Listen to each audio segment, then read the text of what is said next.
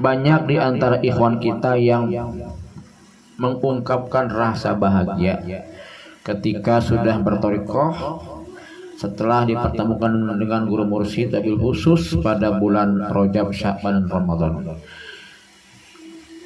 Karena pada bulan Rajab, alhamdulillah, setelah kita berthariqah diberikan amaliyah sholat Rajab, dan kita masuk Sya'ban pun diberikan sholat ikhus Sya'ban, dan nanti Ramadan pun ada sholat Lailatul Qadar.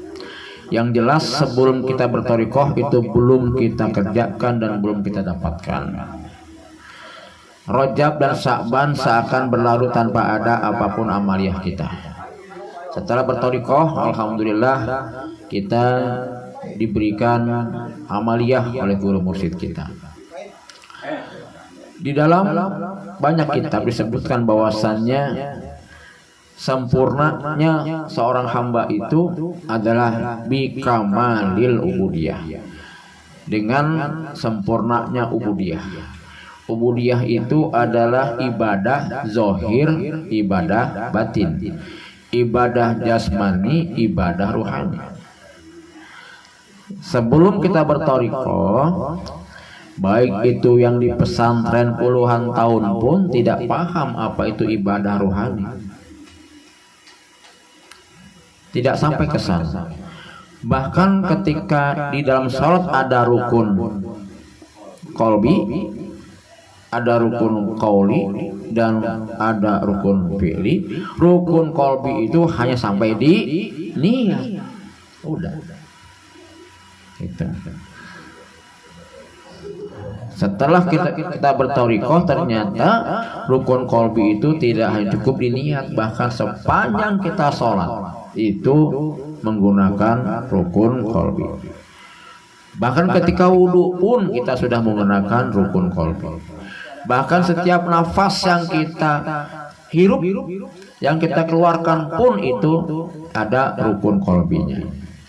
Terus kita hidupkan zikir hobi kita. Itu kita dapatkan setelah kita berthariqah. Wala takmulu al-ubudiyatu illa bil ikhlas, dan tidak akan sampai kepada kesempurnaan ibadah tadi itu sebelum ikhlas. Ikhlas itu adalah kata yang mudah diucapkan tapi sulit untuk dilakukan, bahkan untuk didefinisikan. Sampai baginda Rasul ketika ditanya, "Ya Rasulullah, mahwal ikhlas?" Beliau tidak langsung menjawab. Berapa kali beliau itu tanya pada malaikat Jibril alaihi salam. Tetapi bagi kita selaku ikhwan, itu sudah diberikan kalimat ikhlas oleh para sahabat, yaitu kalimat la ilaha illallah. Karena dalam kitab itu disebutkan wala yahsulu al ikhlasu illa bil muraqabah. Tidak akan sampai kepada ikhlas kecuali dengan muraqabah.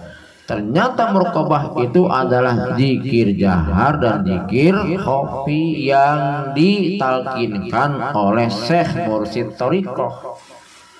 Artinya untuk sampai kepada kesempurnaan ibadah itu harus dengan bimbingan mursyid, harus melalui jalur thariqah itu. Maka yang kita syukuri adalah ibadah kita istiqomah. Karena setiap kali kita ibadah, selain kita ibadah ada nilai lebih, yaitu adanya khidmat. Jadi kita sholat ibadah pada Allah, tapi juga ada nilai khidmat. Kita zikir ibadah kepada Allah, juga ada nilai khidmat.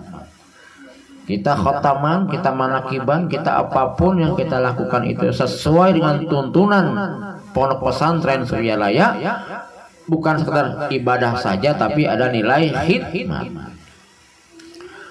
Man hasunat khidmatuhu wajabat karomatuhu. Yang baik khidmatnya maka wajib baginya karomah, kemuliaan. Fakaramatul uzma, dan kemuliaan yang paling agung itu adalah al istiqomah fil ibadah, yaitu istiqomah dalam ibadah.